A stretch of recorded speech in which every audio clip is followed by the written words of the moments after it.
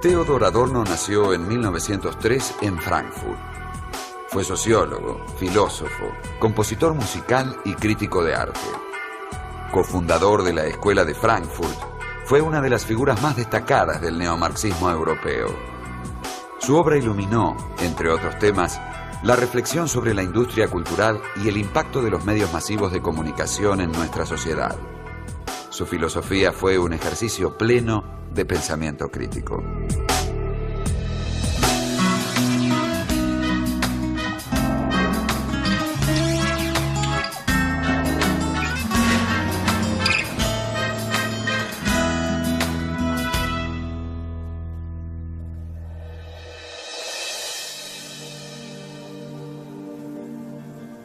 Bienvenidos, ¿cómo están ustedes? Hoy vamos a hablar de un pensador, y digo pensador porque no solo fue filósofo, sino que practicó en varios campos de la reflexión moderna. Digo un pensador de mediados del siglo pasado. El siglo pasado, saben ustedes que fue de los más tormentosos de toda la historia, por lo menos así lo parece a la mayoría de los historiadores. Se inicia con la gran revolución rusa, continúa con 2 guerras mundiales, alcanzan esas guerras un nivel de destrucción y de crueldad como todavía no se conocía en el mundo. Es un siglo de campos de concentración, de campos de exterminio, de Auschwitz, del Gulag y de todas esas cosas que saben ustedes. Y en medio de eso, la reflexión, naturalmente, agónica, continúa. Theodor Adorno fue un pensador típico de esta época convulsa. Se dedicó a la filosofía, desde luego, sobre todo en su rama de la estética, pero también a la sociología, también al psicoanálisis y también a una forma muy especial de literatura, los ensayos de Adorno. Adorno fue sobre todo un gran ensayista.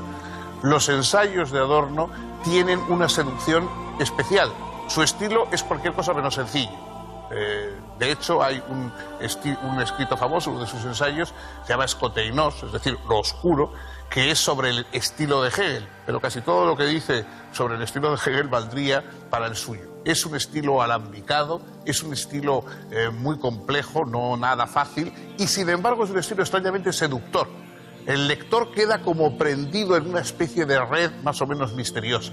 Bueno, Adorno formó parte, con Max Horkheimer, con Benjamin, con otros autores, de una de las empresas importantes anteriores a la Segunda Guerra Mundial, empresa intelectual, que fue el Instituto para las Investigaciones Sociales de Frankfurt. Cuando llegó el nazismo, todos esos pensadores, que eran pensadores progresistas, marxistas, judíos, fenomenólogos, psicoanalistas, etcétera, tuvieron que huir apresuradamente de Alemania y trasladaron su sede a Estados Unidos. Allí continuó funcionando el instituto de una manera distinta. Allí hicieron su primer gran estudio conjunto, que fue un estudio sobre la personalidad autoritaria. Allí se formó la figura de Adorno, que cuando volvió ya asentada y de alguna manera casi engrandecida después de este forzoso exilio.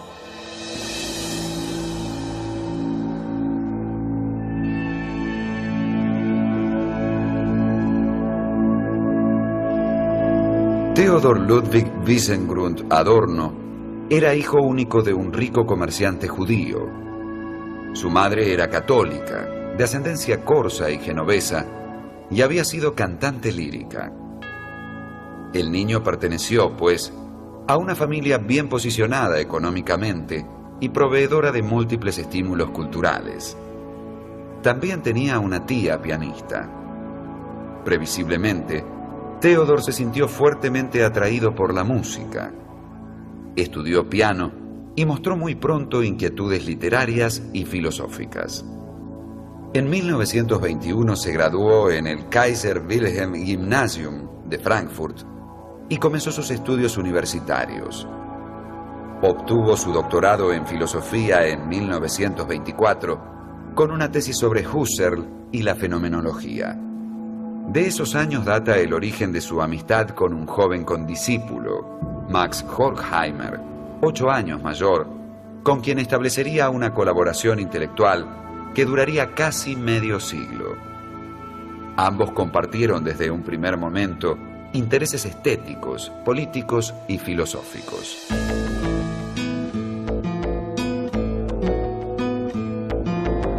Hacia 1925, al mudarse a Viena, Adorno se vinculó con los músicos expresionistas y dodecafonistas, liderados por Arnold Schoenberg y Alban Berg, convirtiéndose en parte del estrecho círculo de promotores de la nueva música atonal. Comenzó entonces también a colaborar con algunos periódicos vieneses, entre ellos el Ambruch, del cual posteriormente llegaría a ser director entre 1928 y 1932. Mientras tanto, Horkheimer había fundado, junto con el historiador Karl Grünberg y con el sociólogo Leo Lowenthal, el Instituto de Investigaciones Sociales en Frankfurt. Adorno comenzó a colaborar a partir de 1932, si bien ya desde su fundación había mantenido buenas relaciones con sus miembros.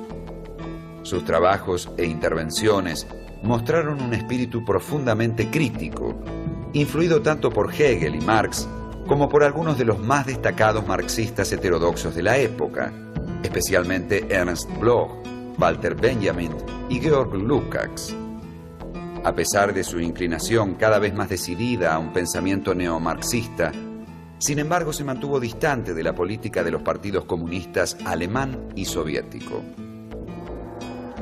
En 1933 publicó un estudio titulado Kierkegaard, la construcción de lo estético, que fue su tesis de habilitación y en el que reprochaba al filósofo danés su subvaloración del estadio estético respecto de los estadios ético y religioso. Ese mismo año, Adolf Hitler llegaba al poder. Adorno, al igual que Horkheimer y otros colegas del instituto, emigraron a otros países. El instituto, finalmente, estableció su sede en la ciudad de Nueva York. Adorno permaneció un tiempo en Londres, casándose en 1937 con una joven alemana a la que había conocido en Berlín, Gretel Karlpus. Poco más tarde, en 1938, aceptó la invitación de Horkheimer y se mudó a Estados Unidos, haciéndose cargo del puesto de director del proyecto de investigación radiofónica en la Universidad de Princeton. Entre 1939 y 1941, publicó numerosos artículos en la revista del Instituto de Horkheimer. Luego se trasladó a California, donde escribió junto a Horkheimer una de las obras más importantes del siglo XX, La dialéctica de la Ilustración, que, si bien estuvo terminada en 1944, no fue publicada hasta 3 años más tarde. En esta obra, los autores, que comenzaron a ser conocidos como la Escuela de Frankfurt, manifestaban su desencanto respecto del marxismo y la razón ilustrada y denunciaban el modo en que la sociedad occidental había destruido su potencial emancipador. A la vez, señalaban la manipulación de la conciencia de las masas mediante el establecimiento creciente de una industria de la cultura que dificultaba cada vez más todo pensamiento crítico.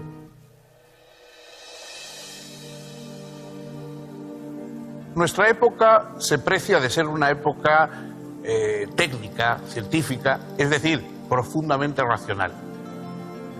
Adorno, junto a Max Horkheimer, porque muchas de las obras importantes se escribieron en colaboración, estudió esta racionalidad moderna y concluyó que sí, que efectivamente los hombres actuales aplicamos la razón, pero en los medios que utilizamos para las cosas. Es decir, una razón instrumental, centrada en cuáles son los mejores medios que hay que buscar para obtener tal o cual fin. Los instrumentos técnicos, los instrumentos científicos, incluso los mecanismos de organización social son instrumentales, están muy racionalmente sirviendo a un fin. Pero ¿es racional ese fin? Esa es la pregunta que se hacen, sobre todo en la obra más célebre, Dialéctica de la Ilustración, Adorno y Horkheimer. Es decir, la Ilustración, el desarrollo intelectual, la crítica, la ciencia, el abandono de la religión, el abandono de las supersticiones, todo esto efectivamente crea un gran orden racional, pero un orden racional solamente centrado en instrumentos. Cuando llega el momento de los fines, del todo esto para qué queremos buscar, eso sigue siendo irracional. Nuestra sociedad ha llevado al nazismo, ha llevado al estalinismo, es decir, ha llevado a fórmulas que no tienen nada de racionales. Los métodos que se emplearon sí lo fueron.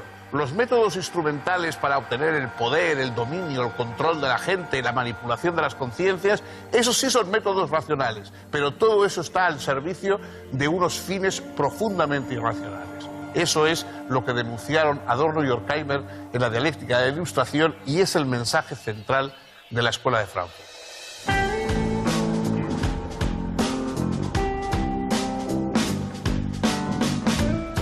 Mientras elaboraba con Horkheimer la dialéctica de la Ilustración, Adorno escribió otros 3 trabajos importantes: La filosofía de la nueva música, El cine y la música y Minima Moralia. Esta última obra, publicada recién en 1951, escrita en forma aforística y bastante influenciada por Nietzsche, ha sido considerada por muchos como su mejor escrito, a pesar de su manifiesto pesimismo.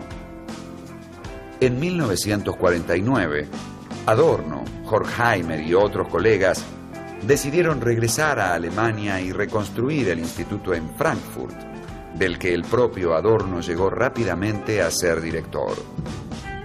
Algunos, en cambio, como Erich Fromm, Herbert Marcuse y Franz Neumann, prefirieron quedarse en Estados Unidos. En los años siguientes, Adorno siguió manifestando hostilidad tanto hacia el sistema capitalista como hacia los socialismos existentes. En 1955 apareció su obra Prismas, la crítica de la cultura y de la sociedad. Enunciaba allí que escribir poesía después de Auschwitz se había vuelto imposible, porque la alta cultura no puede estar por encima de las vicisitudes materiales e históricas. A este siguieron otros libros: Disonancias, la música en el mundo administrado, en 1956, Sobre la metacrítica de la teoría del conocimiento, también en 1956, y Notas de literatura, 4 volúmenes aparecidos a partir de 1958. Además, Configuraciones tonales, en 1959, Mahler, una fisonomía musical, en 1960, Intervenciones, 9 modelos críticos, en 1963, y muchos otros sobre temas musicales, sociológicos y literarios. Uno de estos textos, La sociología y la investigación empírica, generó importantes debates. Adorno exponía allí que la complejidad del mundo real cuestionaba cualquier metodología descriptivo-explicativa. Las técnicas empíricas podían reflejar algunas verdades limitadas, pero jamás agotar infinidad de tensiones aún no resueltas.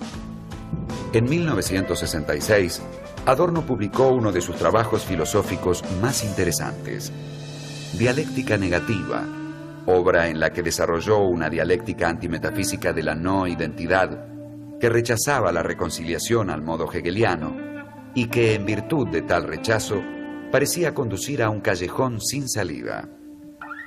La dialéctica negativa pretendía exponer lo que siempre escapa a la unidad y omnipotencia del concepto y demostrar así la falacia de la subjetividad constitutiva, que solo encubre una voluntad burguesa de dominio.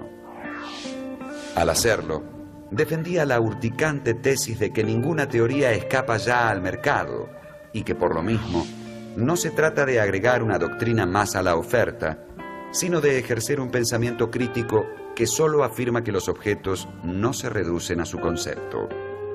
Por eso, el destino de todo concepto es su agotamiento.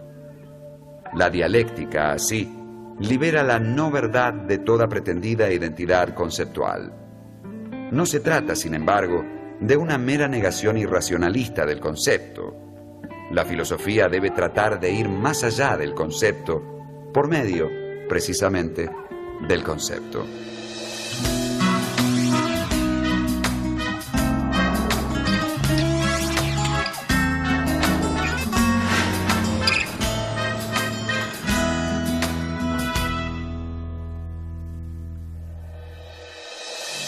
Adorno fue, si no el primero, por lo menos quizá el más destacado, de los pensadores que comenzaron a reflexionar sobre un fenómeno profundamente actual, profundamente contemporáneo: los medios de comunicación de masas y las posibilidades que tienen tanto para lo bueno como para lo malo.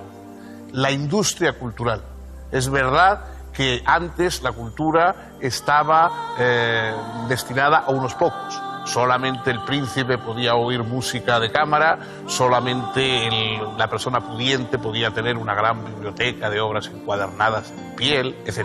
Hoy todos podemos escuchar a las mejores orquestas con simplemente introducir un disco en nuestro CD o en nuestro lo que sea. Solamente cualquiera podemos tener las obras literarias más importantes de ediciones de bolsillo, y todo esto obviamente supone un progreso, pero también tiene unos costos. Adorno entonces estudió qué es lo que se pierde cuando se populariza y se extiende de esta manera extraordinaria la cultura. Esa cultura supuestamente al alcance de todos no va perdiendo algo del énfasis crítico, no va perdiendo algo de la capacidad rebelde que encerró en un primer momento.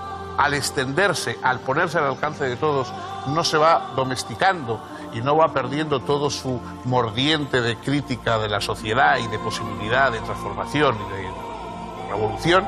Y por supuesto, los grandes medios de comunicación, que son tan potentes y tan importantes, lo mismo pueden servir, sí, para difundir temas educativos y culturales, pero también para manipular conciencias, para imponer consignas. Bueno, todas estas cosas que hoy nosotros conocemos bien son lo que llevó al cabo Adorno en sus reflexiones, sobre todo desde su paso por Estados Unidos. Estados Unidos era el lugar donde estaban surgiendo, digamos, toda la modernidad de las comunicaciones, y ahí todo lo que vio Adorno le sirvió para sus estudios posteriores. Reflexión sobre la radio, reflexión sobre la televisión, reflexión sobre el cine y también sobre fenómenos musicales, por ejemplo, como el jazz. Bueno, Adorno evidentemente no era casi nunca partidario de esas cosas. Su postura siempre es de crítica muy acerba, de rechazo, ve el lado oscuro, el lado malo de todas estas cosas, y rara vez ve el lado positivo, pero al menos sus advertencias pueden servirnos todavía para reflexionar sobre unas cuestiones que a veces son excesivamente optimistas en el tratamiento que reciben.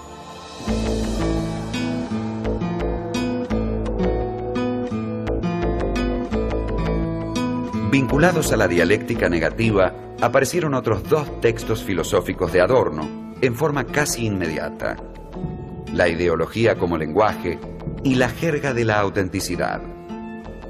La última obra de Adorno, su teoría estética, quedó inconclusa a causa de su muerte en agosto de 1969 en la ciudad suiza de Visp, como consecuencia de un ataque cardíaco. Fue, sin embargo, publicada póstumamente. Vemos en ella que, hasta el final de su vida, Adorno continuó defendiendo la relevancia del pensamiento crítico. Cada acto profundamente crítico, decía, es como una botella lanzada al mar para futuros e ignotos destinatarios. Y uno de los mensajes básicos de esa botella es que la industria actual de la cultura escamotea constantemente a sus consumidores lo que permanentemente promete, a saber, una promesa de felicidad plena que es irrevocablemente ilusoria. Tal ilusión se funda en la circunstancia de que los productos de la industria de la cultura no son obras de arte luego convertidas en mercancías, sino que desde el principio son artículos producidos solo para ser vendidos en el mercado. No obstante, hay obras de arte, aunque éstas sean una y otra vez utilizadas y manipuladas por la industria de la cultura para sus propios fines. Pero aún así, cada obra de arte representa el entero mundo social en el que se inscribe. Esto se demuestra particularmente en el caso de la historia de la música, en virtud de su carácter de lenguaje no conceptual ni discursivo. Adorno expresó que nuestro mundo está tramado por una tela hilada por la burocracia y la tecnocracia. La libertad personal ha sido destruida por la concentración del capital y por la cultura de masas. La capacidad de pensamiento crítico agoniza. La obra de Adorno se propone, precisamente, socavar los sistemas cerrados de pensamiento y dificultar a la sociedad todo intento de afirmación no reflexiva. Actualmente, sus obras completas, que se hallan en curso de publicación, ocupan ya más de 20 volúmenes y cubren un amplio espectro de intereses. Desde una crítica de los principios filosóficos tradicionales y de la naturaleza de la razón instrumental en la cultura occidental, hasta una filosofía del arte y de la cultura que denuncia la disolución del goce individual en la apariencia social del goce.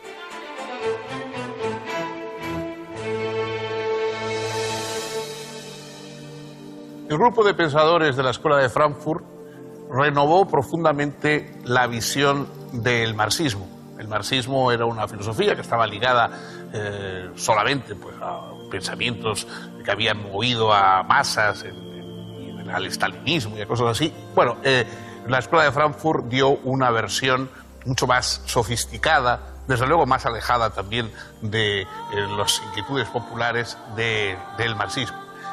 Lo unió marxismo, fenomenología y psicoanálisis, y hizo un pastel teórico muy importante y que en su momento fue extraordinariamente revolucionario de lo que se estaba haciendo y reflexionando en Europa. Hoy probablemente ha quedado un poquito atrás. Digo poco porque después de todo Adorno es un pensador muy reciente. Ha muerto hace unos cuantos años, de modo que es todavía una figura muy actual y muy presente, como no puede ser menos por la escasa distancia temporal que tenemos de su fallecimiento. Ha bajado mucho la influencia y sobre todo hay una consideración más crítica porque aunque se aceptan y aunque es verdad muchas de las cosas que la Escuela de Frankfurt dijeron en contra de la estética popular, en contra de los medios de comunicación masivos y eso que no llegaron a ver, digamos, la degeneración todavía más grande actual de esos medios, etcétera. Muchas de las cosas que dijeron son indudables, pero hay un tono elitista, un tono, digamos, de desdén por lo popular, por lo que llega a más gente, por lo masivo, etcétera, que hoy no resulta especialmente simpático. O sea, comprendemos las reservas y comprendemos las objeciones que hace Adorno a muchos entretenimientos masivos, manipulados, degradados, privados de todo fondo un poco crítico, pero esa actitud de desprecio generalizado hoy nos resulta, esa altanería, hoy no nos resulta simpática. Yo creo que además, sobre todo, impide ver los aspectos positivos que se van abriendo paso en medio de esa comunicación masiva. En cualquier caso, la aportación de la Escuela de Frankfurt y en concreto la figura de Adorno ha sido decisiva para la autocomprensión de nuestra contemporaneidad y sobre todo de aquello que más se centra en este momento, que es los medios de comunicación audiovisuales y la gran industria montada en torno a la promoción cultural. Hasta aquí hemos podido llegar hoy. Si quieren ustedes, el próximo día acompáñennos, por favor, y continuaremos rematando nuestra visión de lo que ha sido el pensamiento occidental y ese fenómeno extraño y necesario que es la filosofía.